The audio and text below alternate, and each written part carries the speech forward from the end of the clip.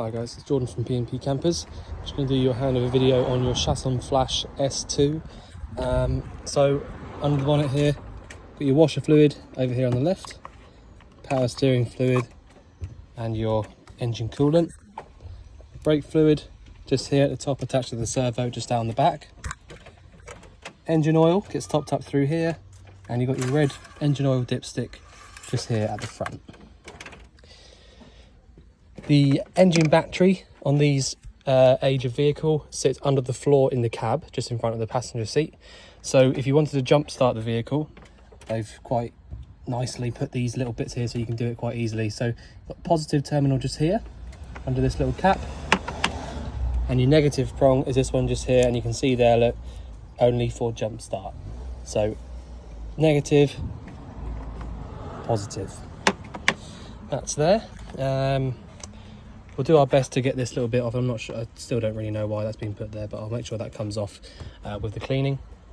We've had the full service done on the vehicle as we agreed, so it's all been done, everything's at the right level. See there, the engine's cold at the moment, and it's just there at the maximum line on the coolant, so that's exactly what you want. And if I just show you as well, I mean, I've driven this one a few times now and it drives so nice, but no sort of milkiness there inside the oil cap. And you can see there, nothing nasty about that whatsoever. There's no water inside that. It's nice and clean. Your chassis plate, the one that you need to go off, even though usually they're very, very similar. In fact, this one's exactly the same, I think. Well, actually, not exactly the same. This is the one here that you want to go off, so the one that says Trigano on the top. So Trigano is the group that Chausson is part of. And so that's the chassis plate that you want to go off. This one is obviously the original one that the Fiat Ducato van came with, but you need to go off the upgraded or the newer Trigano one. Proof of the cam belt being done is this just here. So you've got 29th of the 4th 21 at 23,000 miles. It does say kilometers, but that is actually miles. So it was done literally a couple of thousand miles ago. Around on the near side at the front, got a couple of things. So you've got your diesel filling point just inside here, which you need your ignition key for to get that open. Tyre pressures, so it's always slightly more at the back on the motorhomes because, you know, it's much heavier at the back of the van and, you know, all that sort of thing. But yeah, so 70 psi, you know, it sounds like quite a lot of pressure, but for a motorhome it's quite normal. The e-dispatcher system that you've got in the van, there's a little sticker for that there as well.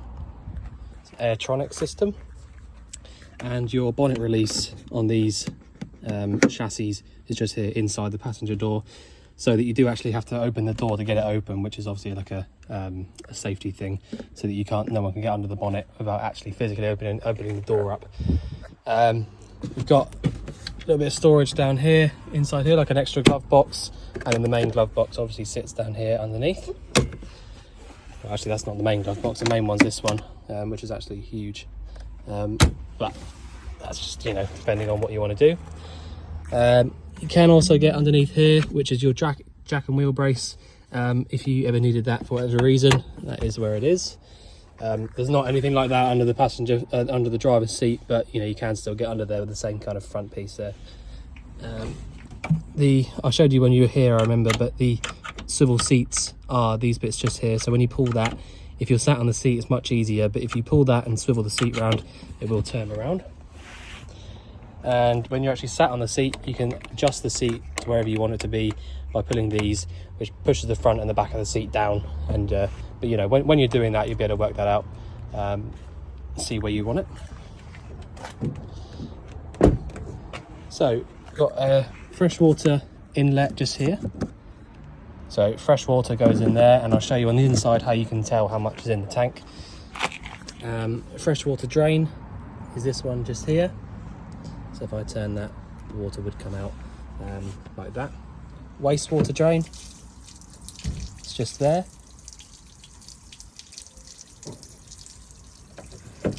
In fact, let me just double check that, because it looks to me... Right, actually, someone's put the wrong sign on that. So this is actually your freshwater drain. So if you pull this one out, this will drain out your freshwater. This must be a different way of draining it out, so there's two different ways. So these here are your freshwater drains. So when you pull this out, freshwater is what's coming out from there, because that's the tank that this freshwater inlet runs to. So freshwater inlet and then freshwater drain by pulling this out. The wastewater drain's on the other side, so I'll show you that.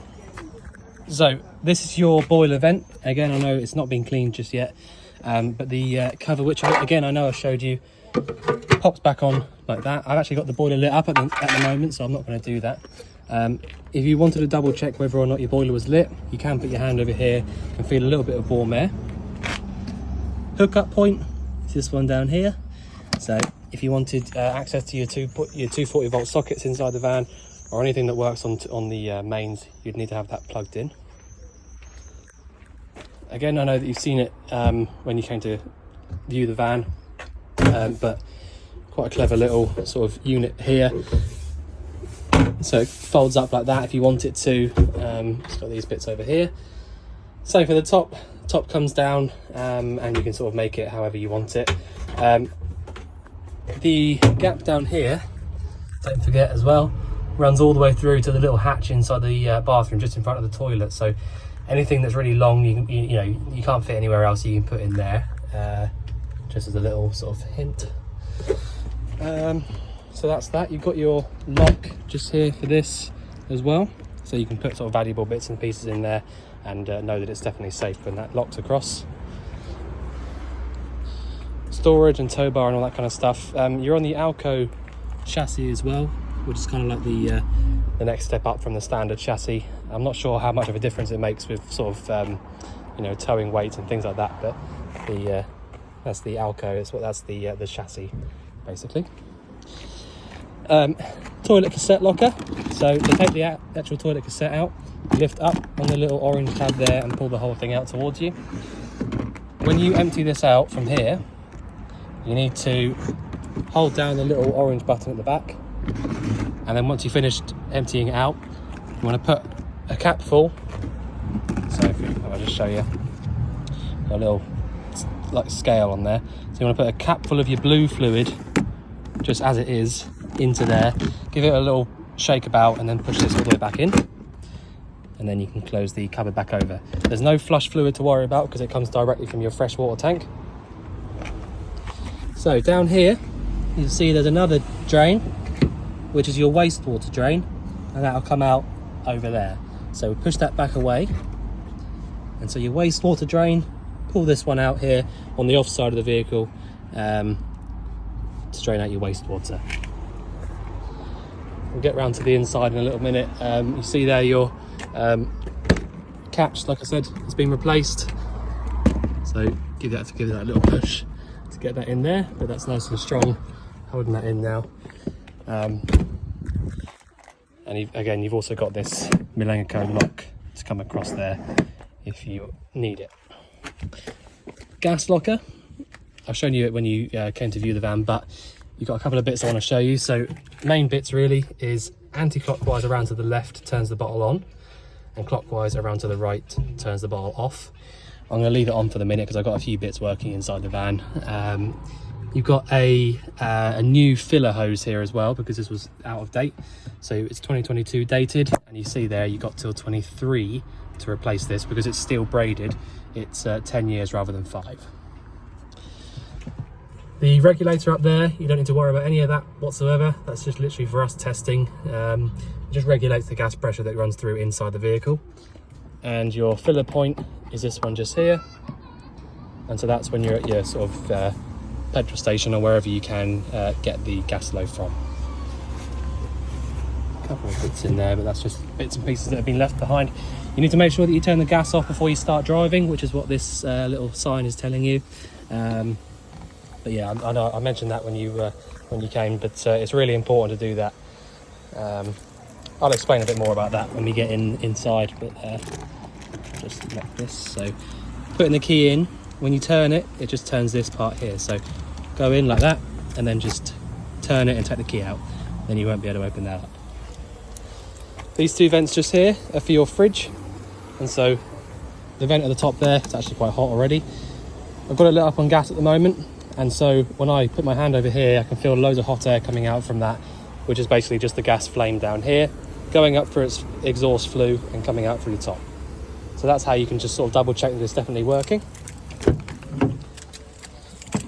Right, inside the cab, it's very hot.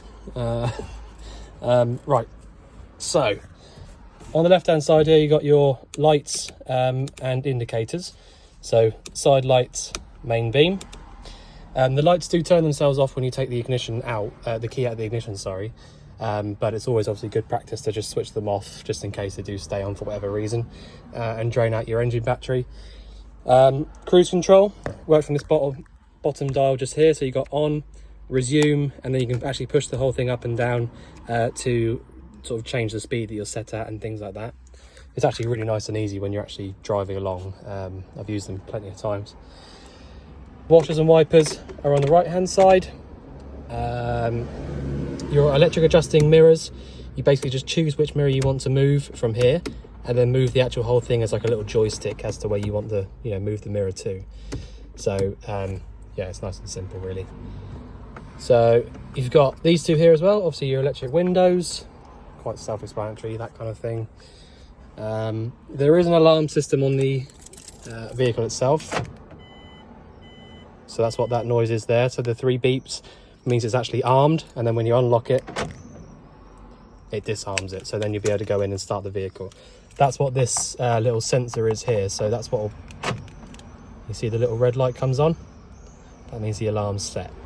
Then unlock it, light goes off, and then you'll be able to start the vehicle. So when you come around to doing any insurance and things like that, I know it's a little bit late notice actually, but you can put on there that it's got a full alarm system, like aftermarket one, so or you can put down that it's standard. It's up to you really, but sometimes they ask you for the brand of it and I have to have a little look at that and see what it is, but yeah. Right, so 6-speed manual gearbox, like I said as well. Having the extra gear, that 6th gear there is fantastic for when you're on the motorway and things like that. The 5-speed gearboxes are absolutely fine as well, but it just does give you that little bit extra MPG for when you're doing motorway driving and things like that. Being able to put it into that 6th gear and then have the revs sit much lower, depending on what speed you're going, is really helpful. Air conditioning, I've been all over the place in this van, picking it up from the MOT station and things like that, and obviously at the moment I've had the aircon on and it works really nicely, lovely and cold. So that's always a good thing to know. Random screw, I'm not sure what that's for. Right, heated rear window. Obviously this switch here won't do anything at all because the original heated rear window would have been about here before they converted it into a motorhome, so that's not there anymore. Fog lamp, hazard lights. You can lock and unlock the cab from inside, which is really helpful, especially because you've got the alarm system on here. So when you're in the van, at night, and you want to lock the van up before you go to sleep or whatever, if you just lean over and press the button here without trying to clamber around trying to find the keys, press the button there and the alarm will it will arm itself as well. So if anybody was to break in or whatever like that at night, you would hear the alarm going off. So single DIN Blaupunkt head unit up there, and a couple of bits of 12-volt power just down there if you should need it. Yes, I think that's about it really on that. Well, you've got the reversing camera there as well, obviously. So if I just show you, pop the ignition on and pop it into reverse. See there, reversing camera. Well, there you go, there's Dad. So yeah, it's really helpful having the a couple of things. So that's obviously got a power that only comes on when you turn the ignition on, but it's also got the trigger wire set up, so it will only actually come on when you pop it into reverse. It's not on all the time or anything like that, so it's got the trigger wire linked up to the reverse gear sensor. So I'll turn around now and go into the back of the van, show you a couple of bits and pieces. Again, I know I've said it a few times already, but I know that you've seen the van in person a few times now, so I don't have to go too crazy on things because I know that you've seen most of it, but I will run through everything, make sure that you're happy with it. So let me just turn off I just remembered I had that on. So a couple of bits I want to show you. So you've got your main on and off switch just up here, so you turn that off and then anything 12 volt will then come off. Put that back on. This switch just here does your awning light, I believe. So let me just check for that. So yeah, awning light's on there. Look, so it's a nice LED one. And actually, if you've got the awning out, that light there actually does do quite a lot. You know, at night when it's completely dark, it's actually pretty bright. So they're really, really good. Water pump switch. If I turn that on, I'll then have access to putting the water through at the tap. I'll go through that in a bit more detail in just a minute, but I want to run through this control panel first. So these three on the left are all level sensors. So the top one is your habitation battery or your leisure battery level, which you can see there, it's absolutely 100%. That's because you've got the solar panel on the roof, like we've already discussed. The next one down is your engine battery level. So that's at 2/3, nearly 3, nearly all the way full. And your freshwater level, which is nearly empty. All right. There's 3 other lights down here. So you've got this one here, which will come on when your engine's running, which shows you that your split charger is working. So that's what this little sign means. It means split charge.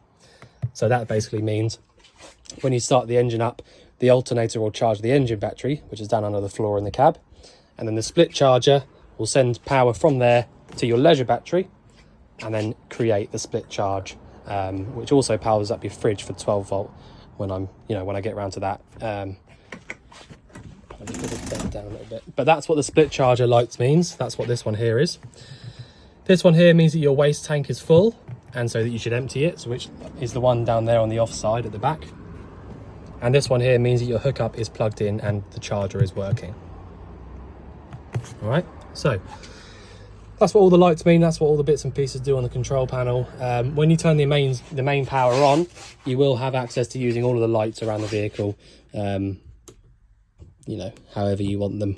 I know that this light over here was hanging off, and obviously being able to fix that. Okay, so right, what else have we got? So I keep on saying so today, I don't know why. Okay, so the fridge down here works 3 different ways. At the moment I've got it lit up on gas, which is why it's facing this little gas symbol here, and you've got a little amber light inside of there. All I've had to do is turn it around to the once like that, turn it around to the right once, and then basically just lit straight up on gas, and that's all you have to do. You just leave it alone. If the hookup was plugged into the vehicle, in my opinion, I would then choose the next one, which is the 240 volt. So when you have a hookup plugged in, if you chose the 240 volt one here, the second one down, you'd basically just get an element in the back of the fridge, heats up, and then in turn cools the fridge down by the coolant.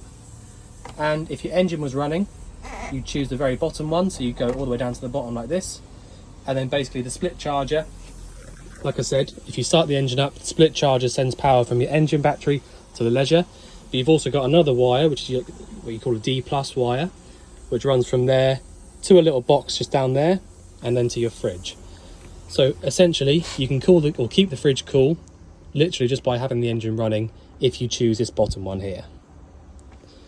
The way that you have to use it though is it's the same on all the fridges. You have to get the fridge cold first before you go away, either via the gas at the top or the electric hookup. Either of those are fine. They'll get the fridge cold on their own after a good few hours. So for example, if you're going away tomorrow morning, I would advise that you get the fridge cold of all your stuff inside it the night before you go away. So pop it on gas or put the hookup on.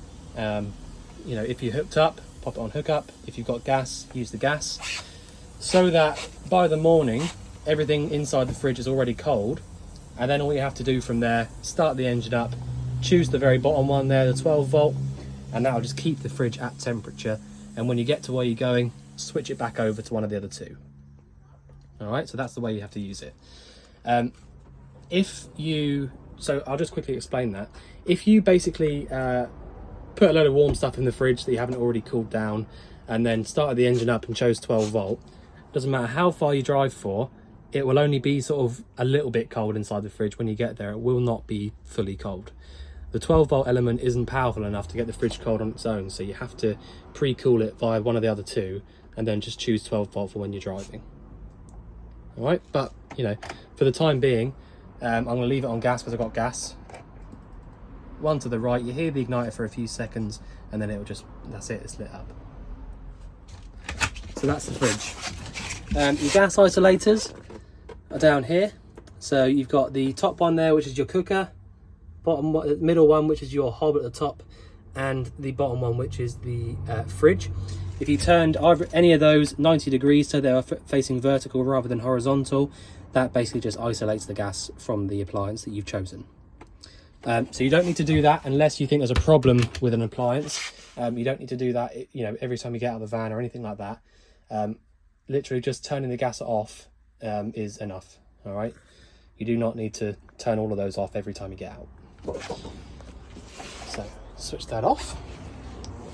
Loads of storage underneath here, as you already know, and at the top as well. I think the sort of the design that they've, you know, made these with makes it really nice and spacious inside all of those cupboards.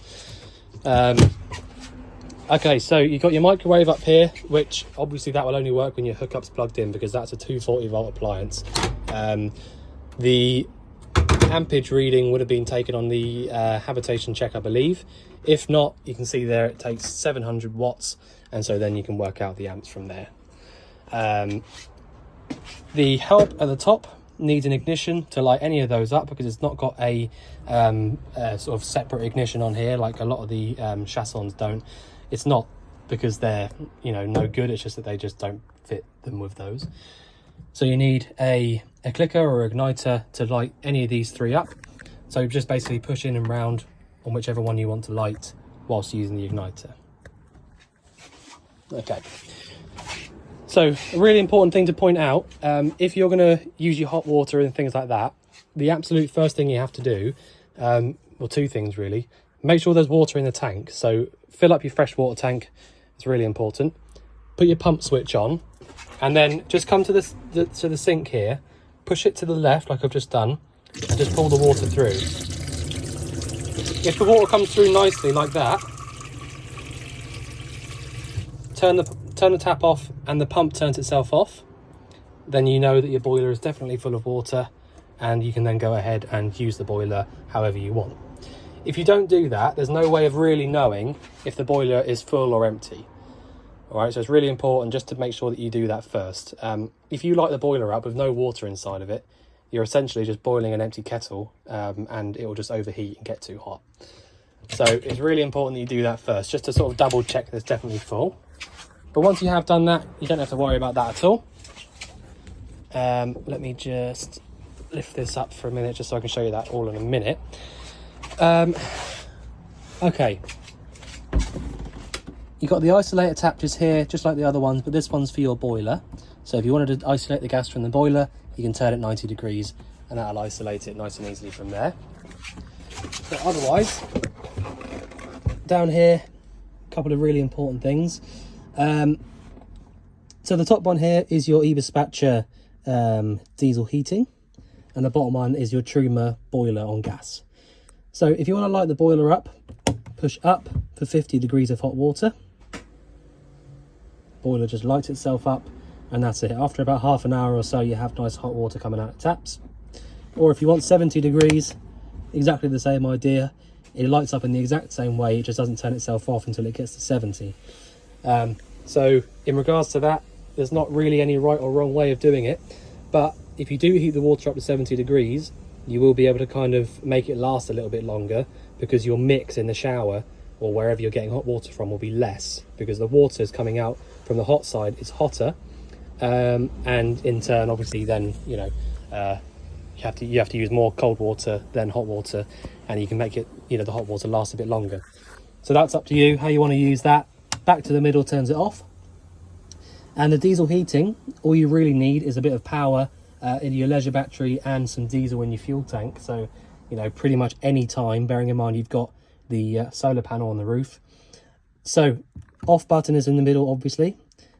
The bottom one here gives you a blue light, and the blue light just means fan only. All right. So you will quite literally just get a fan blowing, and that fan will blow through any of these circular vents around the vehicle. So there's one over there, There's one down there as well, so they're dotted about all over the place. The air intake is that black one over there, so you don't need to touch that at all. That just sucks the air in. And so I can feel already, and actually, I'll tell you what, it's actually really nice when it's really hot outside. The idea is so that you just get a fan, you just get cool air pumping around, so you can actually cool the van down a little bit, as well as heating it up. So I'll turn that off. Fan turns off. The top button gives you a red light, and basically it will light up on the diesel and start pumping around through the same vents. It will start pumping around hot air instead. All right. After about 5 or 6 minutes, you hear a slight ticking noise outside, and what that ticking noise is the diesel just passing through the filter. So it kind of sort of squirts out like that, like a diesel injector almost. It squirts through like that, so that's what the little ticking noise is. Sometimes when you first light these up, they can be a little bit noisy from the outside, but they're nice and quiet inside. So yeah, don't worry about that at all. But like I said, when you actually came down to see the van, they light up, and you know they use these Everspatcher units in all the sort of trucks and things like that as overnight heaters. So they're super reliable. So yeah, you literally just turn it on like that, and then just wait for it to come on and heat up. Turning it off, middle button there. If there's no lights on the front of that, it's not on. The inverter switch over there, so it's your Waco inverter. I think that when you turn that inverter power on, it will just be the plug to the left of that actually comes on. So just bear that in mind. When you turn that on, you get that plug just there for any sort of 240 volt socket power. After having a little look around, I'm pretty certain it is just that one plug. So that's what that's for. The reason they don't do it to all of them, I know that I have seen vans before that have the inverters linked up to all of the plugs, but what happens is, I know that you've got the solar panel on the roof, but if you see the size of that inverter there, it's a whacking great big inverter. If you turned that on and it powered all of the sockets, and you had a kettle plugged in, a microwave plugged in, this, that, the other, if you were using all of that at the same time, you're converting 12 volt power to 240 volt power, and it would just drain that battery out in no time at all, even though you have got the solar panel. So that's why they've just put the one plug down there, so that you can plug things into it, like a laptop charger or a charge, whatever you want, but you won't be able to completely destroy that battery straight away. Instead of having like 5 different sockets running off of it, which would kill it off, you've just got the one, which you should be absolutely fine with. So if you did need a little bit of 240 volt power at some point, you can use it down there. But to be honest with you, I do think that you'll be surprised how little 240 volt power you're actually going to need, because like I said already, you can light the fridge up on gas, your boiler works on gas, your heating works on diesel. The only sort of 240 volt thing in the van really are your plug sockets, which you can use if you've got a hookup plugged into the van. Obviously you just use your plug sockets like normal via the hookup cable, not via that inverter whatsoever, or your fridge on mains. But if you don't have a hookup cable plugged into the van, you can do pretty much everything else anyway, just via your 12 volt things. Your lights, the ignition for your boiler, the diesel heating, the fridge, you can do all of it. The only thing that you would have to have you actually have to have a hookup plugged in for is the microwave, really. That's the only thing that only works on mains. That and these 240 volt sockets. So I think you'll be surprised how little you actually use that inverter. But if you do need some 240 volt power desperately, you can get it by pressing that button on there and using that socket. But anyway, that's just, yeah. Right, I'm just going to step in here so I can show you a couple of bits. So, obviously you've got your leisure battery down here. That's a bit easier with 2 hands. Pop this up basically and you can see your leisure battery. There will be a couple of wires running to it, obviously, for all the power through, So basically the power comes from here, goes to your control panel, and then just gets split off from there wherever it needs to go to. So power goes up to there. If you turn it on, you've then got power at your lights and things like that. So those wires go there. These 2 wires here are just for your inverter though. All right, so that's what that's for. So that's there if you want it. Up here you've got a couple of important things. Your 240 volt trip switches. So if you plug the hookup cable into the vehicle and something, you know, if you plugged a dodgy plug in, something dodgy into one of those plugs there, it should trip this one just here on the left, which is your main RCD trip switch. But if it trips this one here, it usually means there's something wrong with an appliance on mains. So for example, if you plugged your hookup into the vehicle and tried to put it onto mains electric on the fridge, if the element is dodgy on the back of the fridge, then it will trip here. Obviously it's not dodgy at the moment because we've done the full habitation check and everything was absolutely fine on it, so you don't have to worry about that whatsoever. But that's just there if you ever needed it. The charger for your leisure battery, so when you plug a mains cable into the vehicle, this charger here comes straight on and just directly charges up this battery here. You've also got a fuse box just here. It does tell you what fuse does what. So, you know, this one just here does auxiliary 1, aux 2. This is your heating, you know, blah, blah, blah. This is all just here. So you pop that open and then you've got access to all of your fuses just there. And you've also got, what's that there? What does that say? Security. Okay, so that's basically just like, it's almost like another D+, so, oh, Nordica Electric, yeah, so it's all just to do with the, so you've got like a Nordica unit, which is what this is. So it's all just related to this, so you don't need to get inside here. The only other bit I want to show you is this bit back here. Now you do not need to press any buttons on here. This is your solar controller. So I can see already you've just got the 4 wires going into it because it's only a single regulator. So power comes down from the solar panel on the roof to that little controller down there, and then runs directly down into this little box here onto your battery. So anytime that the sun's out, you're going to have full power in this battery here, and then you can have all your lights on, do whatever you like.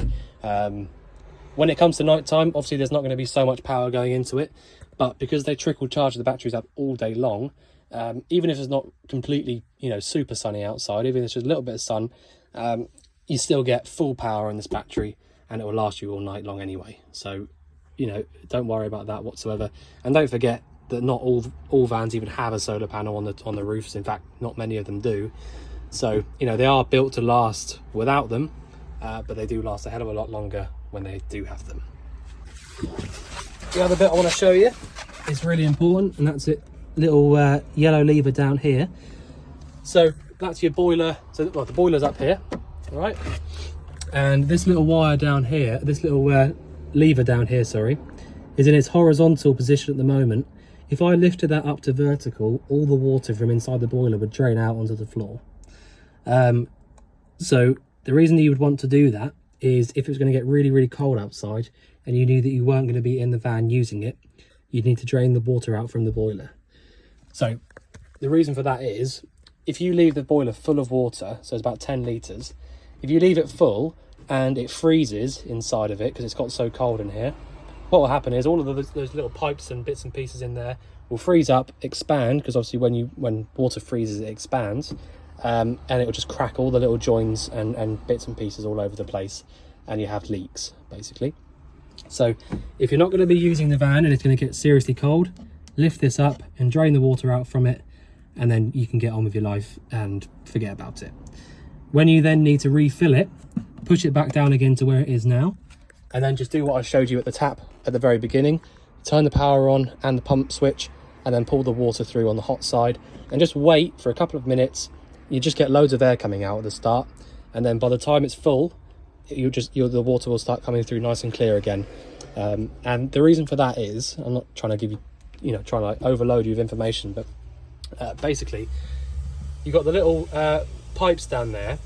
So the cold water up at the tap and the shower as well, the cold water side of things works completely separately from the hot. So the cold water comes directly from your freshwater tank and just goes straight there to your taps. All right. So when you pour the cold water, it just comes directly from the freshwater tank to there. Whereas when you use the hot water, what happens is it comes directly from the freshwater tank, but it goes first to the boiler. So if the boiler's empty, you won't get any water going through to the taps on the hot side until the boiler is full. It fills the boiler up first and then it goes over to the taps. So that's why like I said at the start, you need to make sure that your water's coming through nice and clearly on the hot before you start trying to light it up and all of that sort of thing. So that's all those bits and pieces down there. It's all actually really simple. When you get to grips with using it all, it is actually much more simple than you might expect. And I know that you're going to get on really well with it. The bathroom door, I know that was a bit of a problem what he wanted sorting. So Billy has done what he could to fix this. So you see now it comes across really, really easily. The only thing you need to sort of do is just with your foot push down there whilst you push at the top. So you saw how easy that was. Literally all I'm doing is pushing up here, I just here with my foot, and then it goes across. So you were quite right. Some of it was a little bit sort of loose at the top there, but if we wanted to make that absolutely perfect, we'd have to tear all of this out. We have to tear the bathroom out because the runner runs, as you can imagine, runs all the way down there behind the back. So he's done exactly what he could to get this to work as well as he can, but it works really nice and easily now. When you pull that all the way across with your foot, that's back over now. So obviously you can come and have a little try of it and make sure you're happy with it, but I know that you will be because it's so much easier now. Last bits, I just thought I'd show you this as well because I only found this out a minute ago, because I remember you saying about the being a bit worried about this sort of section getting wet. I totally understand that, and that's why I sort of come in here and have a little look. So what Chausson have done is they've got these bits here, so I'll show you how they work. You pull these out and that releases that, and you've got another one here. And so what they've done is you've got this shower screen at the back which opens up and covers across there. So that completely covers up all of that, so that makes it all completely waterproof. And then on this side you got the exact same thing which covers up this side. So actually when you're in here you can have them both across and it's completely waterproof. That's absolutely fine. So when you pull this back, and it's obviously easier with two hands, but I don't have it at the moment, push this bit back in here and then the same over here, and that's it. So when you come in here and have a little look, you'll see how much easier that is and how much better it is. Skylight at the top just turns like this to get it to open and close, so lets lots of nice air in, especially on a hot day like this. Just keep turning that until it sort of gets a little bit tougher. Toilet, like I said already, it's a freshwater flushing toilet. So press the button here and the flush fluid pumps around, and to drain it into the cassette you open, so that drains into the cassette, and then close it back over, and that's it. You need to make sure that you close that flap back over once you've finished, for two reasons. If you don't close it back over, obviously you get a bad smell coming back up into the van, that's obvious. But also if you don't close it over, you won't be able to take the cassette out from outside, because when they're in the open position they lock themselves in place. So you need to make sure that you do that. But otherwise, I don't know if there's much else to show you. I don't think we had to do much on the habitation check because it was all very, very good. This main skylight, you do have to be a little bit careful with these because they are quite expensive and getting harder and harder to get hold of. So when you come to close this up, just go all the way down until it touches the bottom. Now you might think straight away that that's completely closed, but it's not, so you need to keep going a little bit and just keep going until you can't go anymore, and just where you can get this to go back over like that. And then you can see there that's totally locked up, and that's it. So I think I've shown you everything I can, apart from over here somewhere inside here, just there, I don't know if you can see it, just here is the switch on both sides for these lights. They're just inside here, just in case you couldn't find them, because they are a bit of a random place to put them. But yeah, so gas off before you start driving is a huge one, obviously. Put your seats back to where you want them. Make sure your windows are shut, skylights are down. Bits and pieces like this are all just things that you'll get used to doing very quickly. again, a lot of these things are a lot easier with two hands. Yeah, just things like this really, just making sure all this is sort of over and closed and stuff like that. But yeah, that's about it really. Really lovely van. You know, I'm glad that we bought it in, and I'm glad that you've bought it, and I know that you're going to enjoy it. So yeah, if there's anything you think I've missed out or anything you want going over again, just let us know. But otherwise, we look forward to seeing you soon to collect your van. Thanks very much.